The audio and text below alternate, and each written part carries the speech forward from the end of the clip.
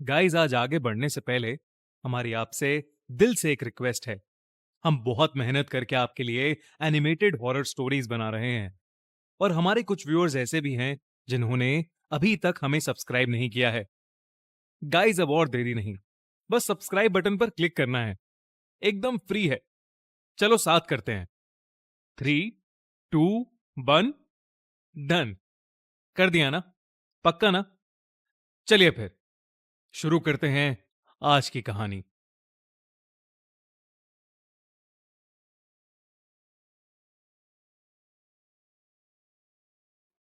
Haunted library, Kolkata.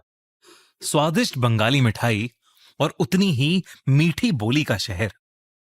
वैसे तो कलकत्ता कई चीजों के लिए मशहूर है, पर वहां एक ऐसी जगह है जिसको इंडिया की सबसे हॉन्टेड जगहों में से एक माना जाता है। कोलकाता की नेशनल लाइब्रेरी। ये इंडिया की सबसे बड़ी पब्लिक लाइब्रेरी है और इस लाइब्रेरी के अंदर ऐसी एंशियंट और रेयर बुक्स का भंडार है जो शायद कहीं और नहीं मिलेंगी। इसीलिए ये लाइब्रेरी स्टूडेंट्स के बीच बहुत फेमस है। पर किताबों के अलावा यहां कुछ और भी है, कुछ ऐसा जो शायद हमारी इंसानी दुनिया के परे है। कुछ साल पहले इस लाइब्रेरी में एक नया सिक्योरिटी गार्ड पोस्ट हुआ था, वीर बहादुर। वीर पहले भी कई जगहों पर नाइट सिक्योरिटी गार्ड की तरह नौकरी कर चुका था और इसलिए उसे रात की शिफ्ट के लिए नौकरी पर रखा गया था।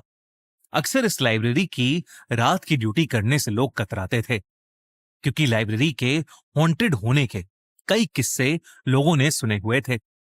अक्सर रात में लाइब्रेरी के अंदर से फर्नीचर हिलने की आवाजें आती थी और तो और कई लोगों ने लाइब्रेरी के अंदर भटकती आत्माओं को भी देखा था। पर वीर को भूत प्रेत में कोई विश्वास नहीं था, क्योंकि नेशनल लाइब्रेरी बहुत बड़ी थी। इसलिए नाइट ड्यूटी पर अक्सर दो गार्ड्स होते थे। वीर को वेस्टर्न लॉन की देखभाल के लिए अपॉइंट किया गया था। दिन के समय लाइब्रेरी में कई बच्चे आते थे, पर रात में लाइब्रेरी अक्सर बंद ही रहती थी। उसे बस ये ध्यान रखना था कि कोई लाइब्रेरी में रात में ना घुस आए और बुक्स चोरी करके ना ले जाए।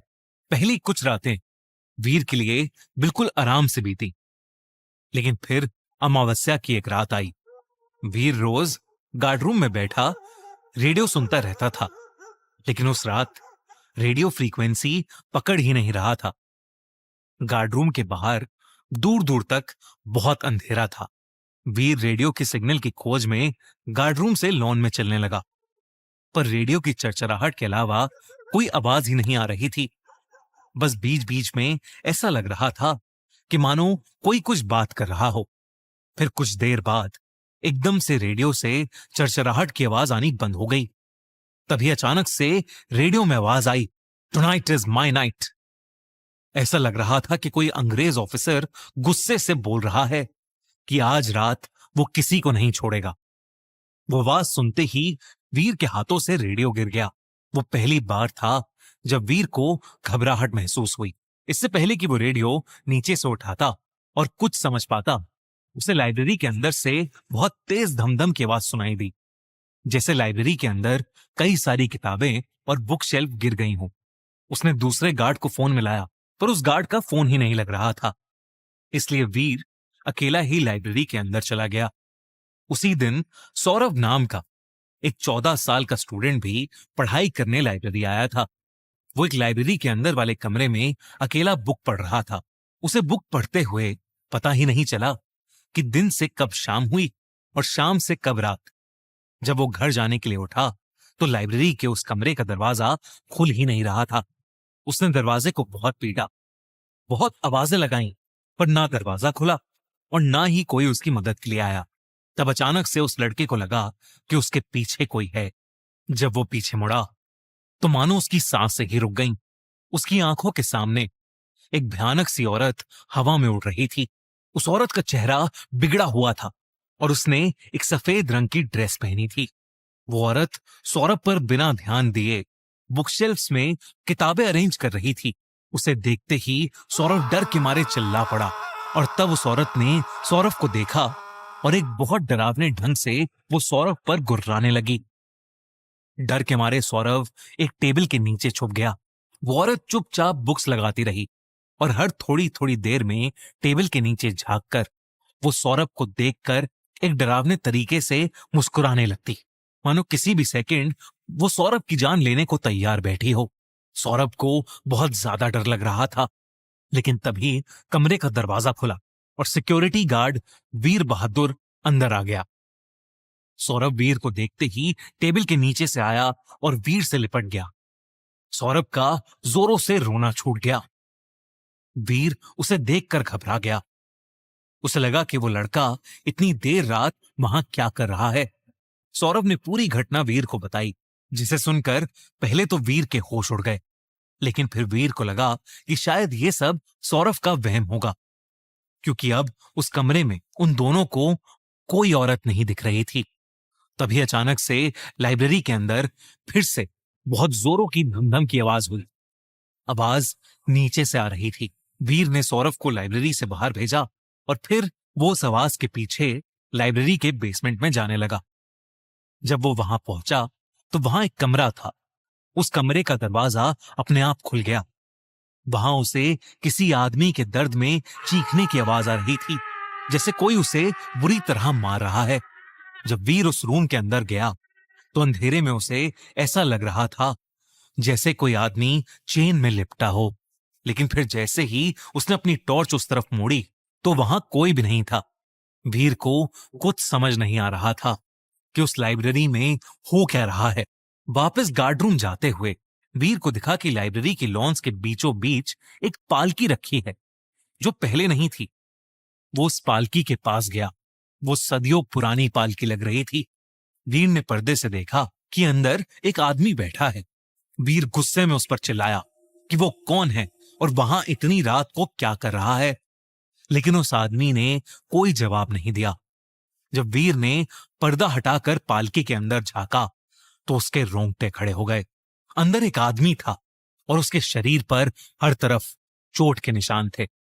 उस आदमी ने ब्रिटिशर्स के जमाने के कपड़े पहने हुए थे, पर सबसे ज्यादा भयानक बात यह थी कि वो आदमी ना जिंदा लग रहा था और ना ही मरा हुआ। उस आदमी ने वीर को गुस्से से घूरा और फिर वीर के देखते ही देखते उस आदमी का सर धड़ से अलग हो गया और वीर के कदमों में आ गिरा। ये देखकर वीर इतना डर गया कि वो भागता हुआ सीधा लाइब्रेरी से बाहर चला गया।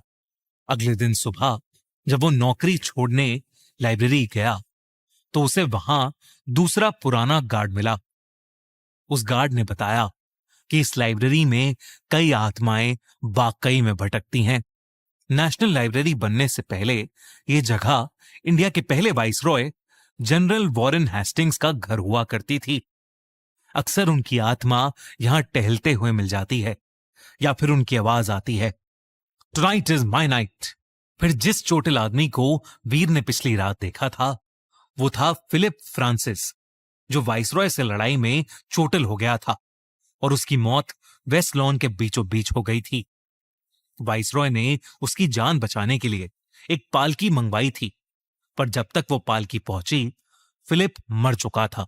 तब से हर अमावस्या में फिलिप की आत्मा उस पालकी में वेस्ट लॉन्स में दिखाई देती है, पर बाकी रातों को जो फर्नीचर हिलने की आवाज आती है वो लेडी मेटकैफ की आत्मा की वजह से आती है। माना जाता है कि लेडी मेटकैफ एक लाइब्रेरियन थी और उनको सफाई बहुत पसंद थी, और अगर कोई लाइब्रेरी की किताबों को सही जगह पर नहीं रखता था तो लेडी मेटकैफ उसका जीना हराम कर देती थी। साथ ही उस लाइब्रेरी के बेसमेंट की भी एक कहानी है। कहते हैं कि पुराने समय में वो एक टॉर्चर रूम होता था, जहां कई लोगों को चेन से बांधा जाता था और उन्हें बुरी तरह मारा जाता था। कई मासूम लोगों ने वहां अपनी जान खोई है। उनकी दर्दनाक चीखें कई बार लाइब्रेरी के हॉल्स में गूंजती हैं। इन सब कहानियों को सुनकर और खुद जीकर वीर बहादुर इतना घबरा गया था कि उसने उस दिन के बाद से नेशनल लाइब्रेरी ऑफ कोलकाता में फिर कभी कदम नहीं रखा। अगर आपको ये वीडियो अच्छी लगी तो हमारा चैनल खूनी मंडे सब्सक्राइब करना बिल्कुल मत भूलना।